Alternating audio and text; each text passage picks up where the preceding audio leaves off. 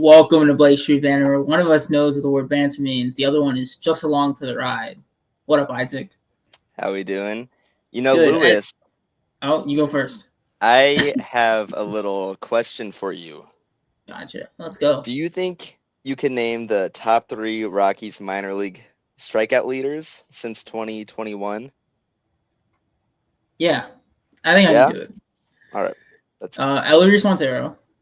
Oh, for pitchers. Oh, Pitching pitchers. Okay, I strikeouts. thought you were going the negative route. Chase Dollander. Does he just get there off of just sheer? He's not on the list. Okay. All right. Are they all in the system still? Yeah. Okay. Ryan Rollison. Nope. Dude, what? Any of them active? They on the current Rockies roster. None of them are. But one of them was on the Rockies roster. So Juan Mejia? Nope. What? You have one more guess? One more guess? One more guess? All right, I'm going to go in straight started here. Dude, you're putting me on the spot. You know what? Andrew Quezada. It's not right, but let's throw his name out there. Nope. It is number 1, Victor Juarez. Number 2. Oh, I hate myself. Right. No. Number 2, Carl Kaufman.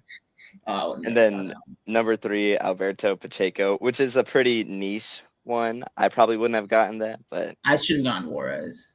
Yeah, I thought you were going to get at least 2. So that was a good one. I want to see if Aaron he'll bow on that question. Because next week we're doing another one, and I'm going to bounce back, and I'm going to get it. Yeah. And then real quick, I do want to shout my boy Isaac out for graduating high school. Right. Ooh, that's this Saturday. Big week for Isaac. He's going to get. I think. Are you eligible for the draft this year? I am eligible. There you go. I think it's a 17th round projection is what I saw out there. So. Yeah. Right. I'll probably fall like the 18th, 19th round, but. Anyways, on the docket today, we had a really fun week. Let's talk about just some transactions to get the day going. Yeah. Ryan Rollison makes that call up. I think we talked about it last week, how it was a possibility. But we also have always said it to me a little later. This came, granted, it came because of a certain game that happened, not because of a normal move that you would see made. But what are your thoughts on Ryan Rollison, especially considering how he was called up? I mean, it's a feel-good story. You have a guy who was a first-round pick and was not exceeding expectations whatsoever. He was under the radar for a long time. After injuries and after overcoming a lot of adversities, he finally makes his debut, and he's doing well.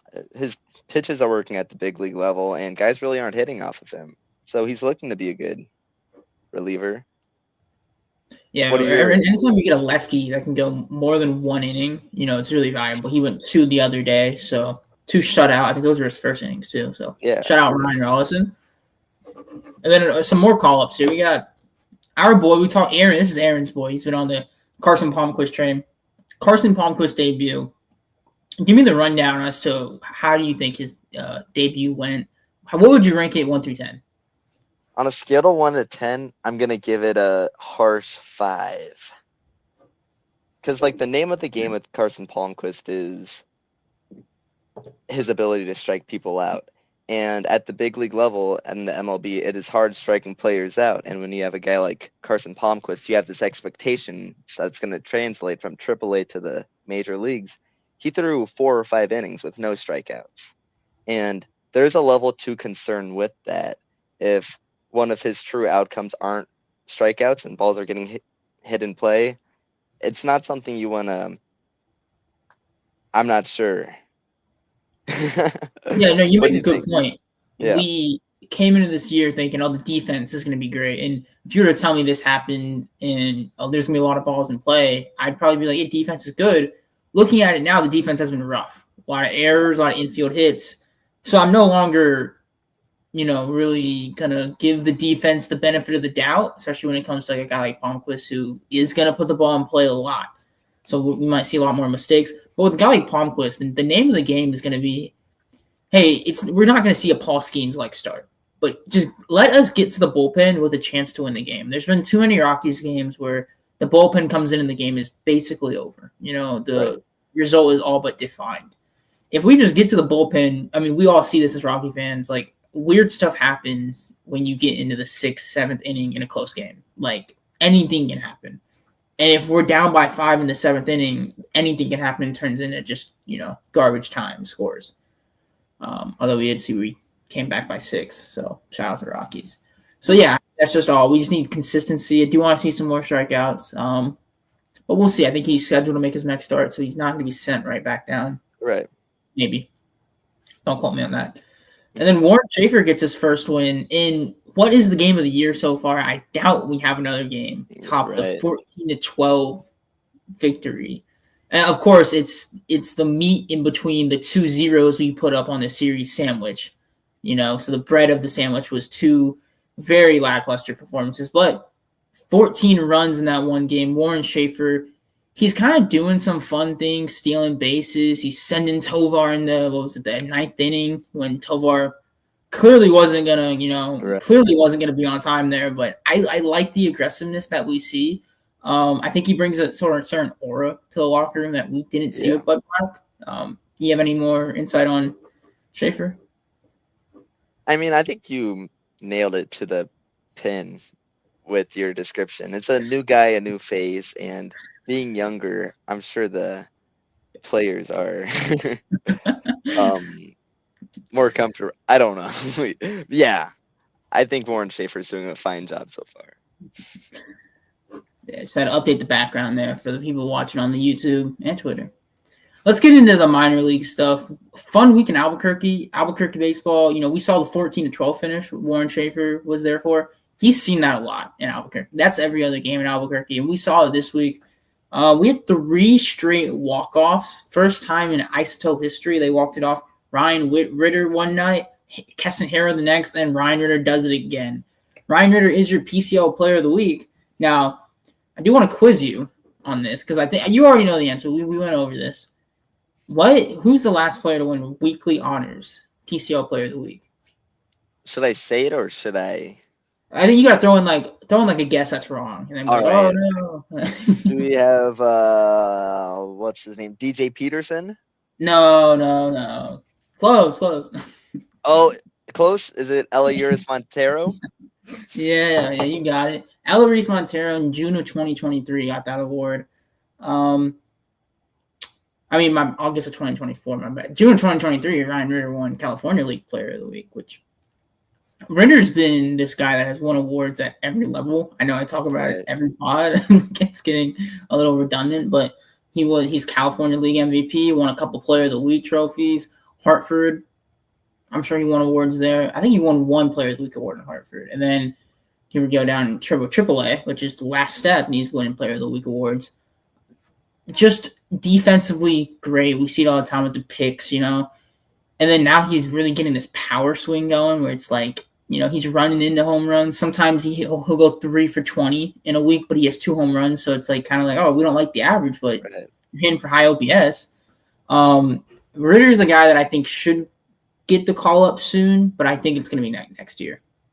Yeah, and when I think of Ryan Ritter and like his future MLB projection, I think of guys like Aaron Schunk and Alan Trejo, who Ryan Ritter has had better minor league careers than both of them. Come on, man. And they both got extended looks for the Rockies. So I don't see a world where Ryan Ritter doesn't get a extended look from that perspective. Yeah, I know we have Tyro Estrada, who 8 weeks ago, they said 4 to 8 weeks. It was March 19th.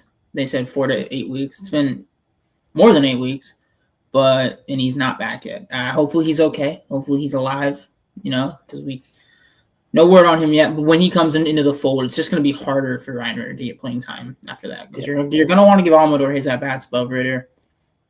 Estrada's there. They're going to give Schunk his at-bats. So AAA is going to be fun for a long time because we're going to have Ritter. Talk about more. Warming Burnbell, 8 for 19 with a double and a home run. He's really showing off some OPS numbers here. The slug is big. Keston Herrera, no hero bomb, but he did hit a double, a walk-off, 4 RBIs, 8 for 21. Slam Hilliard, the best player in Isotopes history, 6 for 20, home run, and 4 walks.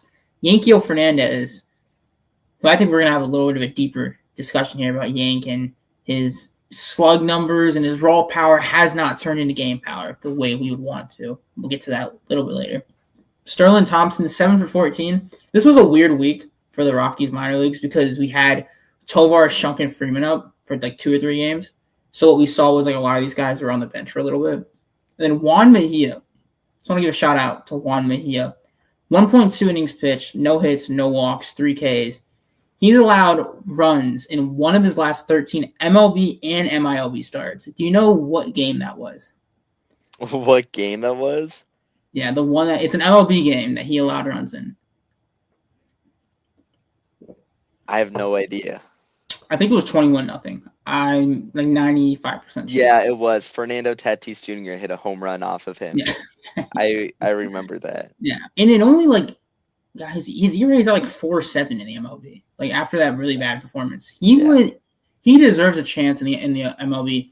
This is a guy who ever since the beginning of April, he's been the best minor league reliever in AAA, striking guys out. He's not walking anyone anymore, which is the big problem with a guy like him. He had that 1 start, but again, like Tatis is going to get you. The bats were hot going into that, so you can't really blame him. You got any? I know you're a big Juan Mejia guy. Anything else? Yeah, I have a fun tidbit about Juan Mejia. When I asked you the strikeout Rockies minor league strikeout leaders since 2021, if we raise it all the way back to 2018, that leader is Juan Mejia through like the Dominican Summer League when he was like 16 years old. And I'm really disappointed that the Rockies did send down Juan Mejia. He was doing great. His fastball is above average. His slider is moving way more than MLB average for other sliders.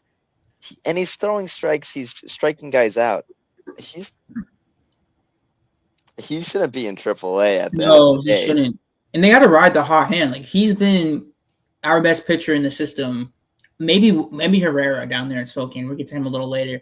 Since the beginning of April, like he's been shut down. He's going multiple innings too in a lot of these outings.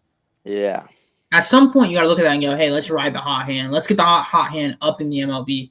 Right. And we all know he has MLB stuff. This isn't like a guy like Palmquist where we're questioning, "Hey, is he going to struggle to strike guys out? What's that transition going to look like?" This is a guy that, like, if he's on, he's going to play in the MLB. He's got that stuff. It seems like he's really putting it together now. We need to put him in the MLB. And if it doesn't work, hey, I don't mind going back and having him tinker with it in AAA. But just give him a little longer of a run in the MLB. Right. And then Juan Mejia, he's been the best player in the system ever since I said we should DFA him on the Slack chat. Like, I'm so glad that I was wrong about that. So right. Maybe you should start saying more bad things about him to never mind. Continue. Send him down to AA, actually. And then one last one, Jeffrey Yan, 1.2 of no-hit innings. That was fun to see. And then we'll talk about Yanquiel Fernandez here for a little bit, who all right. It's just a pretty bang average week. And this is a guy who comes into this with like the prowess of a high hitter, OPS guy. He's going to slug big numbers, corner outfield guy. And what we've seen throughout his minor league career is that raw power has not translated to game power. His best minor league season, OPS-wise, was his first one. And we look at that, and that was in Fresno. I worry about – we're in AAA now. We're no longer a 19-year-old in A-ball where it's like, catalysts can have these problems because, hey, he has 3 more years of development. We're at the point now where it's like we've seen a lot of development and not a lot has gone forward. What are your thoughts on Yanquiel Fernandez?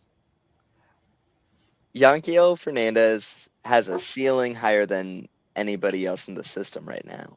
But his weakness is getting exposed, and I think that's due to him facing such smart pitchers. Last week when we had Gabriel Hughes on, he was talking about a lot of his success can be credited to a game plan for every player. And now that Yanquiel Fernandez is in AAA, guys have their numbers on him, and they know not to throw a pitch in his location where he's going to be able to drive a ball. And I think that's why we're seeing more like exposed results for Fernandez. I think if he can refine his approach more, if the Rockies really hone in on how they can develop him, he can still be a really good baseball player. but it's until then. Yeah, if he doesn't get the game power, the raw power will just remain raw at this point because we have yet to see it. He's yet to really terrorize opposing pitchers the way he's capable of, the way we know if he can just have better swing decisions, stop driving counts to the point. If you're 0-2, you're just not going to get the pitch you want, right? Yeah. So maybe less, and we've seen a little bit of a less aggressiveness for him this year, but I think it's almost counterintuitive to the point where it's like he's being sometimes a little too passive at the plate. We'll see. This is a guy that, like I said, anything can happen. He can hit 5 home runs this week, and I wouldn't be surprised. Yeah. Let's go down to Hartford, who – here's what I say about Hartford real quick. Hartford plays so many games where you watch the game and you go, wow, they weren't the better team, but they won 2-1 or they won 2-0. The amount of games that they win where they clearly are not the better team, they just steal bases, they play good defense, they never let opposing teams get extra bases when it comes to bad throw decisions or stuff like that you don't really see in box scores but shows up on the scoreboard. They do those so well, those minute details things so well, and it's when you watch a Hartford game, it's kind of obvious that like it's a really well-coached team. That's something I think we need to see in the major league level. Just this attention to detail that we see in Hartford that allows you to just pick off wins one by one. Because baseball games, you can win baseball games by being the worst team. It's baseball. And hopefully the Rockies can start doing that. But let's start with my player of the week here, Bryant Betancourt. 6 for 17 and a home run. We're kind of seeing this guy kind of ascend right now. What are your thoughts on Bryant Betancourt? Bryant Betancourt is such a fun prospect. His hitting is so unpredictable that he's not. When you look at Bryant Betancourt, you're not going to think this guy can hit 10, 15 home runs a season. But he's a dog. He flails his bat out and he hits it for home runs. And I mean, it has worked for him every step of the way. He had the aggressive call up to Spokane last year after only being in the ACL, I'm pretty sure, or even the Dominican Summer League. And now that he's up at, or I don't know how old he is, maybe you could tell me that, but at just like 19, 20, 21 years old, he's 21. A young guy in Hartford. 21, okay. Last guess was right. But do you know his birthday? He's just a fun prospect. March 14th. It is October 12th. So there you go. A day Close. After mine. Yeah. That's right. Okay. Yeah. I mean, he's a lot younger than you would realize because you don't see him on these prospect lists, right? No. 21 years old in AA. Look, he's going to get extended run in AA. We're going to see him in AAA when at a younger age than average AAA guys. So definitely got to just keep your eye on. Although I think the catching position, we have so many guys that I kind of just like. Right. Like we have Palma, who could play second base, but yeah. he did start a game. I was looking at box score. He started a game at second base. So shout out Palma.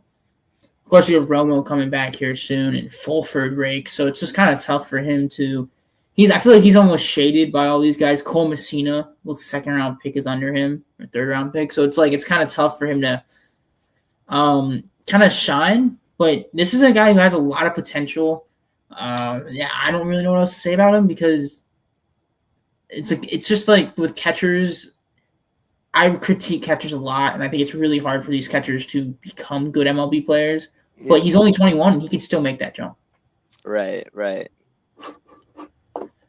And then let's go more in the week. Cole Carey went 1 for 23, really tough week for Cole Carey, but he got all of his money's worth out of that one hit with a grand slam. So shout out Cole Carey.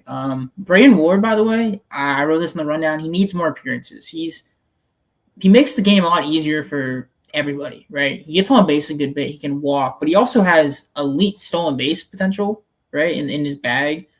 And he's also just really fun to watch. And to me, that matters a lot. When you're watching a minor league baseball game, the electric factor is probably the most important thing. When he makes it fun to watch. And then Gabriel Hughes, I'm not going to take credit for this, Isaac, but I'm just saying is 5 perfect innings the day after we have a podcast with him.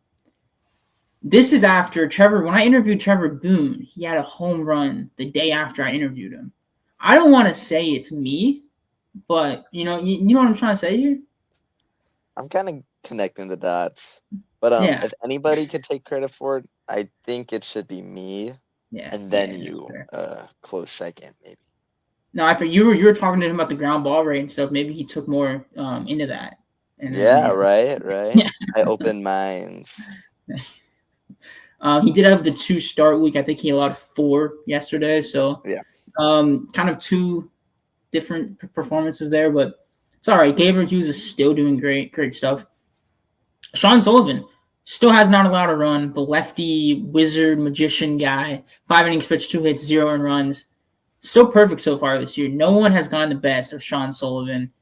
I know AAA is tough to go up to because we have a lot of guys, and you can kind of become obscure in AAA, and I don't want him to make that jump yet, but I think very soon, in a couple months, we could see him get that potentially that AAA thing, and maybe at the end of the year he makes a start, right? If everything goes, I don't know if that would be good or bad for the Rockies, but if everything goes the way for Sean Sullivan, he could be making a start there. Victor Juarez, as you said, strikeout leader since 2021, right? He was first, right? That's crazy. Right. Shout out Victor Juarez, who 5.1 innings pitched, 1 earned run. This comes the week after Andres Munoz says he's going to be on Team Mexico.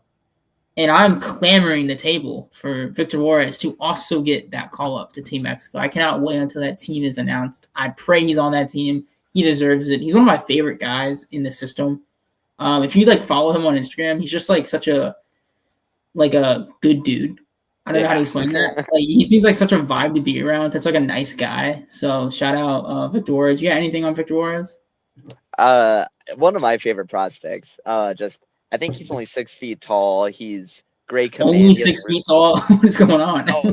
I mean, yeah. Lewis, aren't you 5'7"? Yeah, 5'5". 5'5", okay. But I mean, he does have really good command, and his ability to just pitch is a natural feeling for him. And I'm not a big I don't like the eye aspect of baseball, watching baseball players, but Victor Juarez is a guy that's enjoyable to watch and looks to be projectable. Yeah, I mean, we said this. He was in Spokane forever, it felt like, and then now he gets to Hartford. And it's just good to see him performing in Hartford, because if you can perform in Hartford, you can perform anywhere, basically, and that just shows you're kind of a real prospect if you can perform in Hartford. Let's go to these bullpen guys. I know one of these guys you really like. Evan Schaver, 3.2 innings pitched, 3 hits, 1 earned run, 8 Ks for Evan Schaver. Just shaving down the lineups there. Is it Brian or Brian? Brian, right? Yeah. Castillo. Yeah. Brian Castillo, 2.2 innings pitched, 0 hits, 0 earned runs, 5 Ks. Do you have any more insight on Brian Castillo and what we should expect from him? The Rockies, ever since he's been a prospect, they've been unsure if he should be a starter or if he should be a reliever. And that all points back to his fastball, which is often in the mid to upper 90s. He's struggled with command and having a solid secondary pitch, but it looks like this year hitters are struggling to hit against his fastball, which if guys aren't hitting off your fastball very well, that really raises the question how important the other aspects of pitching are as of right now in Hartford. Where that lays for his future as a player, I'm unsure, but I'm happy to see the results he's getting. Yeah, it's always fun. He's another guy that's really fun to watch. 5 Ks this week, so shout out Brian Castillo. Colin Bumgarner, 3 innings pitched, 1 hit, 0 earned runs, 3 Ks. And Carson Skipper, 2.1 innings pitched, 3 hits, no earned runs. Offensively for Hartford, it wasn't the greatest week of all time, but they had a lot of fun moments. Again, grand slam by Cole Carrick, and they've had, I think, 4 grand slams this year, or 3. They've had a crap ton of grand slams. So shout out Hartford. They're fun baseball. Let's go a little bit to the Northwest here, and let's go to Spokane, who we see Welinton Herrera hasn't allowed a hit since April 30th. And he struck out 12 batters and allowed 1 walk over his last 7 appearances for the Spokane Indians. He's the reliever team of the week for the second time. He's become, I think, one of my favorite prospects to watch. The lefty with a really weird release. One of those releases that I look at and I'm just like, it's not safe for you to do that, but it works. It's tough to read out of the hand. Where do you rate Welinton Herrera, like in terms of like bullpen prospects? I think he's the best bullpen prospect in the system right now. And that can all Mejia? be pointed back. I'm taking Welinton Herrera. Wow, okay. When we drafted Charlie Condon, everybody was talking about how big his power was. It's a 70 grade raw power, and that's insane. For Welinton Herrera, it's a 70 grade fastball, and that is at the same realm of craziness for a prospect. And the numbers prove it. Guys aren't hitting it. Guys are striking out a lot. By the end of the year, he's going to be in the Rockies bullpen. And I don't even think that's a hot take with what we're seeing right now. I mean, that's a pretty hot take, Isaac. I don't know. We'll see in September when he gets the call. I'll be pointing back. Should I make the graphic now just in case? You can post it right now. That's how confident I will be that Welinton Herrera will be in the Rockies bullpen. I predicted that Carson Palmquist's next start would be True. For the Rockies in the MLB, and who was right? I will say you did call that days before anyone else had it on the radar. I'm pointing at myself. Yeah, that's right. I have a good hunch about things. Electric is just the word for Herrera. When he was down in Fresno, he also has like a great. Sometimes you see with these players from Latin America is their families support them so much. Like if you post something about them, you're on 7 different stories. It's awesome. Like, they have so much support. Herrera was one of those guys where if we posted Herrera, it'd be shared like 1 million times. So yeah, I mean he's fun to watch. He plays with a lot of passion. And like you said, like that fastball is elite. And we've seen like Dolander kind of rely on the fastball. It's so much easier if you're a reliever to rely on that fastball, especially if it's 70 grade is going to play no matter what. It's going to play at Coors. Like you said, I'm thinking about it too. I don't think the call-up's that crazy either because we've seen guys get called up from Hartford. Like Chavy got called up from Hartford. So, and I don't think we're far away from him getting called up to Hartford. Yeah. So he's definitely one of the gems of the system. Not many people are talking about him, but if you want to like impress your friends, talk about Welinton Herrera. Bring it up in conversation, guys. Last season, Luis Peralta was still in high A. And he was in the MLB at the end of the year. And I will say he was doing the same thing. He was mowing batters down in high A. Yeah. Like, I still believe a lot in Peralta just simply because of how dominant he was at this time last year. So do you think my prediction is still a hot take, Louis? Now that you bring up Peralta, I don't. I think that's like when we look at the trade deadline, right? Could a guy like Jake Bird go? Could a guy like Kinley go? Like, could spots open up? We're not really the trade deadline podcast, so maybe you ask Noah those questions, guys. But maybe I'll ask Noah, like, hey, Jake, he might know. Jake Bird getting traded, he's in the clubhouse. It could open up some spots for him.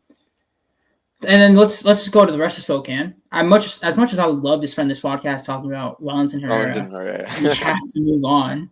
Aiden Longwell, we were supposed to do a banter session with him today, but Aaron's not here, and you know how the banter sessions with us go. So we decided to postpone that. But this week, 4 for 21, 2 home runs, 5 RBIs, and 4 walks. Do you want to just elaborate on Aiden Longwell real quick? I think every single time I've been on the podcast, I've talked about Aiden Longwell. But his contact and his ability to barrel up a baseball is better than almost anybody in the system. Like, we're looking at guys like Adael Amador and what's his name in Albuquerque? Lefty Sterling Thompson. He's in that same caliber of those two. And this season, he's starting to add on more home run numbers, more pop. And if he can sustain this across an entire season, we're looking at a top 30 Rockies prospect.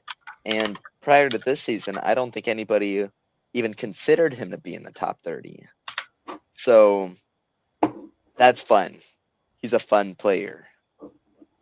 Yeah, I mean, from a MAC school. So anytime I see a MAC school on someone's resume, I'm a big fan of them regardless. So Kent State guy. Jared Thomas, 6 for 24 this week. Kind of an average week, but, sometimes you got to fly low to get the high moments. Braylon Wimmer.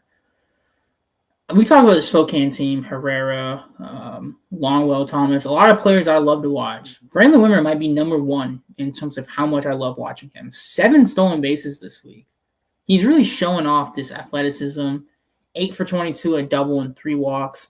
He's become kind of this like toolsy player that is going to grit his way to becoming like super dependable and super like good for your team, super useful.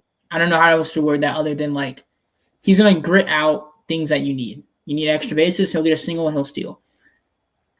Becoming one of my favorite players in all of the system. McCade Brown, 9 innings pitched, 8 hits, 1 earned runs, 13 Ks. That was among 2 different starts. You got the double start week for him. Michael Persecki, I know Aaron's a big Persecki guy. 6 innings pitched, 5 hits, 3 earned runs, 0 walks, and 10 Ks. I wonder if him and Messina were a battery together. I wonder if they ever did that in South Carolina. And then Davison Palmero, guy we don't talk about enough in this pod. 2.2 innings pitched, no hits, no earned runs, 4 Ks. And another guy that was on that strikeout list, Alberto Pacheco. 6.2 innings pitched, 7 hits, 1 earned runs, 0 walks, and 5 Ks. I must ask about that strikeout list. Are you including Dominican the league, DSL? I am. I don't think Alberto Pacheco was in the DSL in 2021. Okay, so that's not okay. I was just making sure because are you sure? I feel like he was. I'll take your word for it.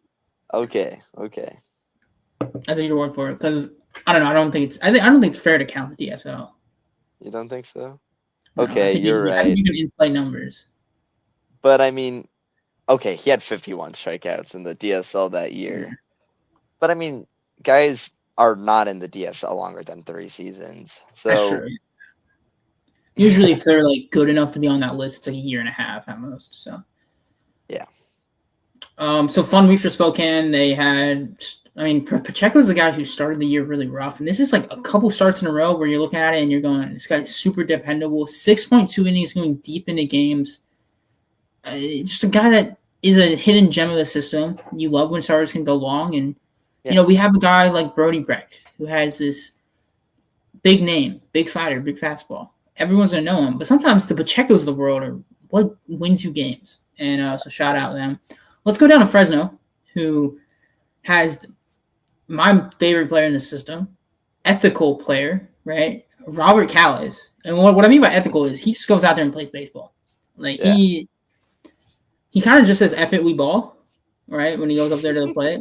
He's going to strike out a lot, but he's also going to hit a ton of bombs. He's going to hit a lot of extra bases. 6 for 26 this week with 1 home run, the only home run Fresno hit this week. 3 doubles and 10 Ks. So he's striking out a lot. It's definitely a worry, but he's still 19. He's going to be 19 for the rest of the season. Are you worried about the strikeout numbers, or are you team Robert Callis, just keep doing you, have fun? I am team Robert Callis right now. There's a maturity aspect to baseball, which is really crucial for a lot of guys when they go to college, right? They are immature players, immature at bats. Once they finally get to the minor leagues, that's when they're mature. They're taking good at bats. As for Callis, he's still 19. Let him swing away. Let him hit 450-foot home runs. I don't know. I don't think it's anything to worry about. His ability to hit the ball is fine. He hits good home runs. Great prospect. The reason why he's the number 3 Rockies prospect. Great player. Yeah, the results show for themselves. He's striking out, but he's also the most prolific scorer on that team when it comes to just putting the ball over the fence. Very valuable to have on a team. It's like a LaMelo Ball of baseball players. I'd say Carmelo Anthony, Okay. I feel like LaMelo is more like well-rounded. Like he'll swing the rock. LaMelo Ball shoots more than anybody else. He's missing a lot. That's fair, then. That's where I was going. Carmelo Anthony's the best all-around scorer of all time. So I ran a basketball podcast. Yeah, sorry. Banter basketball starting next week. Yeah, we actually are going to do that, guys. And we are going to just wait till my Chris Paul is the best player of all time take to come out. I just don't believe that. I don't know why I said that. I don't know either. Back to Fresno. Tommy Hopfy, little kidney, they call him over there. 7 for 20 with 3 doubles. Kevin Fitzer, 7 for 21, 3 doubles again. And then Fisher Jameson, I usually don't like Jameson, but I was going to make like an alcohol joke there, but I don't. I got 5 innings pitched, 2 hits, 5 Ks.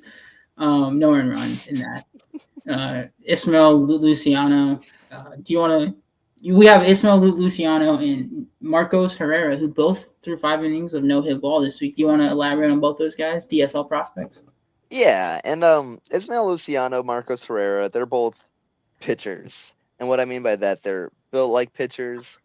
They're still younger guys. They're pretty raw. The Rockies are hoping that they can find something that the two of them can collectively do and make something out of it. For Luciano, he has a really steep fastball. The Rockies are hoping that they can get weak batted ball results out of. And Marcos Herrera has a pretty good ability to spin a baseball. And if you can spin a baseball pretty good, you're going to get a lot of swings and misses. And strikeouts, it's pretty vital to be a Major League Baseball pitcher someday. So that's what the two of them have going for them, Lewis. No, and look, Marcos Herrera, I'm a big fan of him. I've watched him pitch, and it's been good. So keep doing your thing, Marcos Herrera. Nathan Blasek, 2 innings pitched, 1 hit, 0 earned runs, 2 Ks, and 2 saves. Tyler Hampu, 3 innings pitched, 3 hits, 0 earned runs. Fidel Yoa, I know we talked about this last week, how to pronounce it. Maybe we'll get him on the pod and we'll have him explain it. Yeah. 2 innings pitched, no hits, no earned runs, 2 Ks, and Justin Lauer, both LSU guys, roommates, Lauer and Fidel. 3 innings pitched, 1 hit, no earned runs, and 2 Ks. Anybody there stand out to you? I want to go back to Nathan Blasek.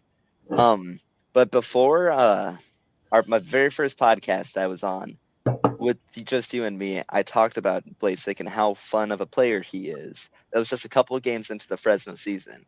And now that we're finally seeing his ability to strike out players and like get saves, I was so right with my claim of him being a really fun player.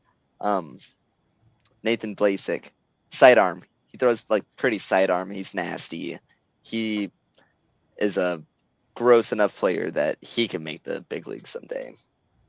Yeah, what I'm getting from this pod, right, is we had the Palmquist thing, right? Now we have, you said Blasek was fun, confirmed to be fun. Isaac seems to just be getting everything right. That's all I got this week. Let's get more things right. I know you got some ACL guys you want to talk about, so I'm just going to give you the floor here and talk about your ACL guys. Yeah. ACL, it's a new platter of food each week. Like, you never know what you're going to expect. This week, there has been some fun, some names. Ashley Andujar and Rolly Brito, they're 2 guys who just recently came from the Dominican Summer League. And both of them struggled to begin the season, but now they're starting to show off their hit tools and their ability to be a good baseball player. As of right now, the 2 of them, they're still pretty undersized in terms of like strength and ability to add on like power projection, but that doesn't mean that they won't. And their athleticism, their ability to like steal bases is perfect for the lower levels of minor league baseball. And that's what they're showing off so far this week. And that's what we could possibly see in Fresno later on in this year. And another guy I want to touch on is Charlie Condon. And to start the ACL season, Charlie Condon was not hitting the ball. He was striking out a lot. This week, he struck out a lot, but he's starting to put the ball in play and get good results. He had 429, and that's something that we're expecting from our, was it 2nd overall pick last year? 3rd overall pick, yeah. 3rd overall pick last Most money given out in history of the draft. Charlie Condon. Or I think. And a guy... I think that's wrong. Most money in Rockies history for sure. Probably Rockies history. And the guy that I'm really high on is Alexander De La Cruz, which I talked about him previously. I wrote about him in other blakestbanter blogs, but he hasn't played a game yet so far in the ACL this season, but he's just now coming back from a small injury, undisclosed what that injury is, but he's going to be back in games hopefully this week, and if not next. And then I was right. end, yeah, It kind of is, yeah. Well, other than Strasburg, who got 15 mil somehow, he's the highest. I don't know how Strasburg got 15, but I don't know. But he is the highest in terms of like draft slot. When the draft slot was around. Okay. 9.2 is the highest we've seen, and 9.2. It's 9.25. 9.2 was Paul Skeens. He set the record and then broke by Charlie Condon and Chase Burns. Got the same amount of money. So there nice. You go. Does that mean Charlie Condon is the next Steven Strasburg? Maybe. I'm trying to see how he got $10 million. I'm gonna look this up real quick. All right. While he's doing that, I'm gonna talk about another player, and that player is I might butcher his name, but it's River Kamako. But 11 innings pitched, 11 strikeouts, 3 walks, 327 earned run average. He's another one of those pitchers that we referenced earlier in Ismael Luciano and Marcos Herrera as just like a really young pitcher and just as a pitcher through and through. And we're seeing those results today or this week. And I don't know. He's a fun guy we can look to this season. Could be a potential Alberto Pacheco in the next 4 or 5 years. So when we're doing those pods down the line, we'll figure that out. That's a fun name. I do want to just say, I looked it up. 2012, they had the draft slots. So ever since the draft slots came out to, I guess, control the money, Yeah. He's the highest paid player ever. Before then, you could just sign guys to MLB deals and you can just do anything you wanted. So Strasburg got 15 mil, Harper got 9.9. So wild west back in the day. Wild west. I think we see it get broken. Do you think it gets broken again this week or this year? The draft? I feel like it's gotten broken every single year since. Yeah, it's a good call. But I would argue this year it's not like top heavy. There's no like number one prospect. Right. So if I'm a team, I'd save some money. That's a question we should save for Tyler Hador. Yes. Tyler's a draft. We got to get more in draft content. I've talked about it. Do you have any guy in mind that you want? There's that high schooler who throws really hard. The lefty. What's his name? No, not the lefty. The right-hander. I have no idea. Schoolcraft. He's a what? Cruz Schoolcraft? Is that great? I don't think so. I feel like it's like Hector or something. No, I know. He's from the Corona, California. Yeah. Right, because he's Carlson's teammate. Okay.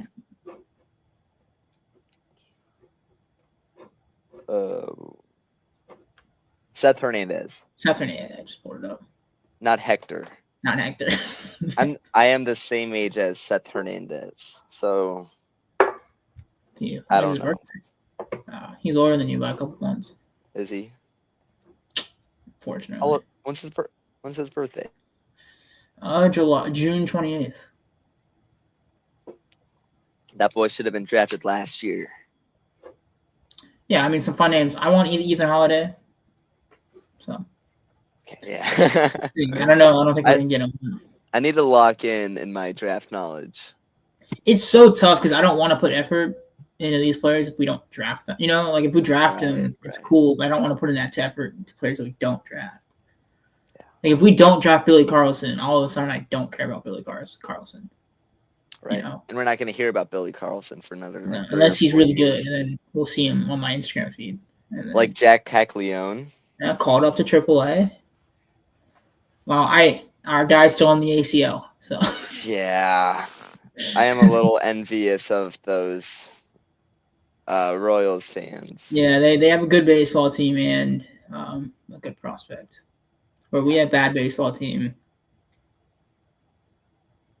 Good prospect. Good. You gotta say it quietly though. No, I mean this draft is big. I'm going to bring up to Tyler that, hey, if this draft isn't as good as people think and we're at number 4 and our guys are off the board and we don't like the board, let's just punt on the pick. Let's just pick next year 4th overall. So we can get next year 4 and 10. That's an option, or it would be 4 and 11 at that point. Because you can not draft anyone, or you could draft someone that you know won't sign, and you can just get the pick next year. Now, I don't think you are allowed to do that on purpose. So that might be one of the things that might stop this plan from happening. But Right. Well, is Kumar Rocker draft eligible? What do you mean? Isn't he He already was in the big leagues? Well, he was like drafted by the. He's the one who Mets. hit Estrada, by the way. Anyways.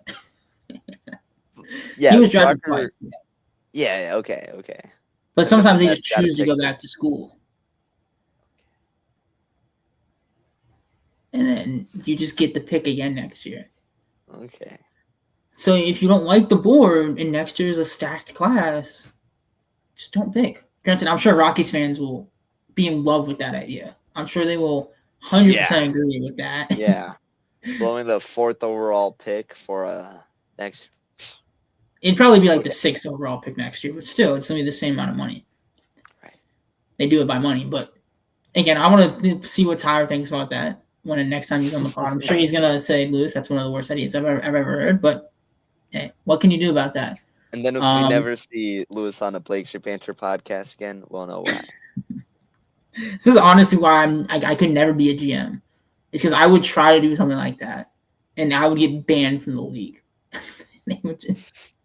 They'd say, you can't do that, dude. Fun draft. And I think that's it. The show, normally we run really long, but this one, I got a lot of words out quickly. And last week we weren't prepared. This week we were slightly more than that, so it was fun. That's right. Go Rocks and go Rocks and my minor league affiliates. Woo!